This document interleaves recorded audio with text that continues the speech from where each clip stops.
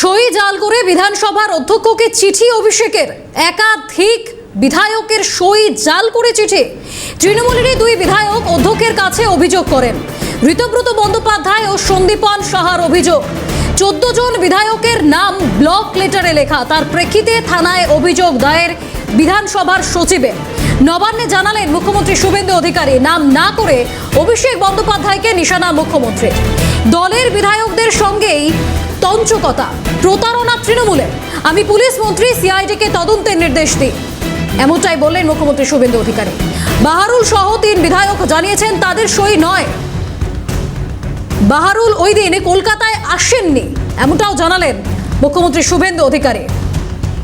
এরা প্রতিষ্ঠিত চোর, সই জালিয়াতি রেয়াত নয়, সব চোরেদের পাঠশালা কালীঘাটের টালির নালা, বললেন মুখ্যমন্ত্রী শুভেন্দু অধিকারী। সই জাল করে বিধানসভার অধ্যক্ষকে চিঠি অভিষেকের।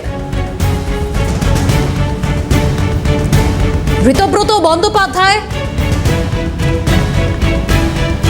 সহ একাধিক বিধায়কের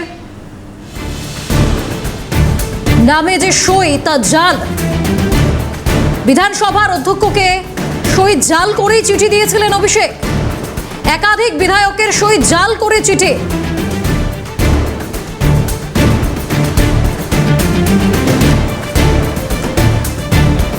মুখ্যমন্ত্রী শুভেন্দু অধিকারী স্পষ্ট জানিয়েছেন। নবান্ন থেকে সরাসরি রয়েছেন প্রতিনিধি সায়ন্তন ভট্টাচার্য। সায়ন্তন, মুখ্যমন্ত্রী শুভেন্দু অধিকারী স্পষ্ট জানিয়ে দিলেন যে চিঠি দেওয়া হয়েছিল সেখানে সই জাল ছিল।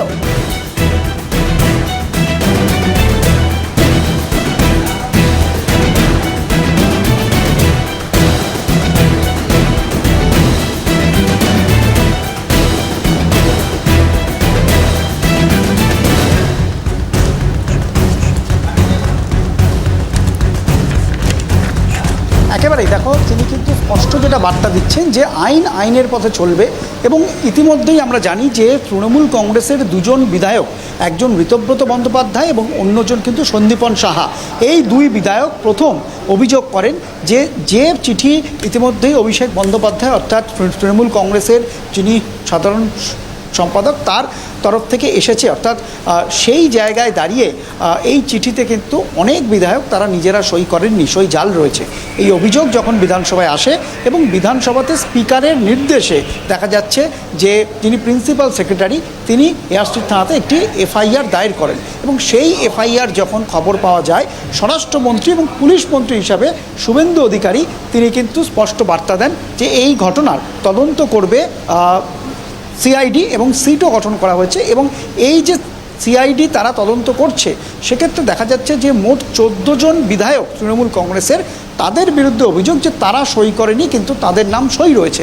এবং যে সইটা করা হয়েছে চিঠিতে, তাতে দেখা যাচ্ছে যে তাদের নাম কিন্তু ব্লক লেটারে রয়েছে। সই অর্থাৎ সেই সিগনেচার তো কোনোদিন ব্লক লেটারে হয় না, এইটা নিয়ে কিন্তু প্রথম সন্দেহ দেখা যায়। এবং তারপর যখন তদন্ত এগোয়, এই 14 জনের মধ্যে একজন সমর সাহা, তিনি ছিলেন না, তার সঙ্গে আধিকারিকরা কথা বলতে পারেননি। কিন্তু বাকি 13 জনের মধ্যে 3 জন বিধায়ক, তার মধ্যে বাহারুল রয়েছে এবং অন্যান্য যে বিধায়করা রয়েছেন, চন্দ্রনাথ সিনহা রয়েছেন, তারা কার্যত স্বীকার করেছেন যে এই ধরনের যে সই, সেটা কিন্তু তারা করেননি। এবং এই সই যেদিন হচ্ছে সেই সময় তারা কলকাতায় ছিলেন না। তাহলে সই করলো কে? এটা একটা বড় প্রশ্ন। এবং ইতিমধ্যেই এই তদন্ত হচ্ছে এবং স্পষ্ট জানানো হয়েছে আইনে যে ধারা রয়েছে সেই অনুযায়ী কিন্তু তদন্ত হবে। যে ব্যবস্থা নেওয়ার কথা বলা হয়েছে সেই অনুযায়ী ব্যবস্থা হবে। অর্থাৎ কোনো রকমভাবে দুর্নীতিতে ছাড় নয়, সেটা কিন্তু মুখ্যমন্ত্রী এদিন স্পষ্ট করে দিয়েছেন। সই জাল কাণ্ডে কিন্তু কড়া ব্যবস্থা নেওয়ার ইঙ্গিত দিয়েছেন এবং তিনি কিন্তু সিআইডি এবং পুলিশকে একেবারে তিনি স্পষ্ট বার্তা দিয়েছেন আইনে যেটা রয়েছে সেই অনুযায়ী যাতে পুলিশ পদক্ষেপ করে। এবং ইতিমধ্যে আমরা জানি যে আজকে তাকে তলব করা হয়েছিল, অভিষেক বন্দ্যোপাধ্যায় আজকে তলব করা হয়েছিল। যে মিনিটসের কথা বলা হচ্ছে বা যে রেজলিউশনের কথা বলা হচ্ছে দলীয় বৈঠকে, সেই সমস্ত কপি নিয়ে আজকে কিন্তু ভবানী ভবনে তাকে দেখা করতে বলা হয়েছে। কিন্তু এই মুহূর্তে যেটা আমরা জানতে পারছি, তিনি পুলিশকে জানিয়েছেন যে তিনি কিছুটা সময় চান। তবে মুখ্যমন্ত্রী এদিন স্পষ্ট করেছেন যে এই অভিযোগ কিন্তু বিজেপির তরফ থেকে আসেনি, কোনো রকম প্রতিহিংসামূলক আচরণ বিজেপি করছে না। এই যে অভিযোগ করা হয়েছে সেটা তৃণমূল কংগ্রেসেরই বিধায়ক করেছেন। দুজন বিধায়ক এই অভিযোগ প্রথমে স্পিকারকে করেন এবং সেই অভিযোগ আসার পর স্পিকার পুরো বিষয়টা খতিয়ে দেখার জন্য প্রিন্সিপাল সেক্রেটারিকে জমা দেন। প্রিন্সিপাল সেক্রেটারি যখন জিজ্ঞাসাবাদ করেন তখন দেখা যায় যে 14 জন বিধায়কের এই নামের গণ্ডগোল রয়েছে সইতে। তখন সেটা এফআইআর করা হয় এবং সেই এফআইআর চলে যায় সিআইডির হাতে। এখন সিআইডি তদন্ত করছে এবং আইন অনুযায়ী যা ব্যবস্থা হবে সেই ব্যবস্থাই কিন্তু গ্রহণ করা হবে, কাউকে ছাড়া হবে না। এবং একটা প্রশ্ন যখন করা হয়েছিল যে তাহলে 18 তারিখ থেকে যখন এই বিধানসভা অধিবেশন শুরু হচ্ছে সেই সময় কি তৃণমূল কংগ্রেস বিরোধী দলের তকমা পাবেন, তিনি স্পষ্ট করে দিয়েছেন সবে 1 তারিখ, এখনও সময় বাকি। তদন্তের ওপর নির্ভর করছে এই বিধানসভার অধিবেশনে বিরোধী দলের তকমা তৃণমূল কংগ্রেস আদৌ পাবেন কিনা। অর্থাৎ আইওরা যে তদন্তের রিপোর্ট দেবেন, যে শাস্তিমূলক ব্যবস্থা নিদান হবে, তার ওপর সিদ্ধান্ত নেবেন স্পিকার যে তারা আদৌ এই ধরনের বিধানসভাতে তারা বিরোধী দলের তকমা পাবেন কিনা। অর্থাৎ বোঝাই যাচ্ছে যে এর জল কিন্তু আরও গড়াচ্ছে। অর্থাৎ দুর্নীতিতে বা সই জাল কাণ্ডেও কিন্তু একটা দুর্নীতি বলে আখ্যা দিয়েছেন মুখ্যমন্ত্রী। এই ঘটনায় যে তিনি জিরো টলারেন্স নীতি নিয়েছেন, যেরকম আমরা দেখছি যে বিভিন্ন প্রকল্পে, সরকারি প্রকল্পে যখন বিভিন্ন দুর্নীতি হচ্ছে সেখানেও সরকার খতিয়ে দেখছে, সেই জায়গাতেও সরকার জিরো টলারেন্স নীতি নিয়েছে। আবার দেখা যাচ্ছে যে যখন বিধায়করা সই জাল হচ্ছে এবং সেই সই জালেও কিন্তু দেখা যাচ্ছে জিরো টলারেন্স নীতি, অর্থাৎ আইনের পথে চলবে, এমনটাই কিন্তু বার্তা দিলেন মুখ্যমন্ত্রী শুভেন্দু অধিকারী। এবং অভিষেক বন্দ্যোপাধ্যায়কে সহ একাধিক বিধায়ককে কিন্তু জিজ্ঞাসাবাদ করা হচ্ছে। এর মধ্যে 3 জন তারা স্বীকার করেছেন যে তাদের সই অন্য কেউ করেছে। কে সেই সই করলো সেই বিষয়টাই কিন্তু এই মুহূর্তে তদন্তের জন্য ডাকা হচ্ছে অভিষেক বন্দ্যোপাধ্যায়কে। এবং ইতিমধ্যেই আমরা জানি যে বিরোধী দলের তকমা কিন্তু এখনও পর্যন্ত তাদের দেওয়া হয়নি। এবং সই জাল কাণ্ডে যদি বেশ কিছু বিধায়কের নাম বাদ চলে যায় তাহলে কি আদৌ তারা বিরোধী দলের তকমা পাবেন?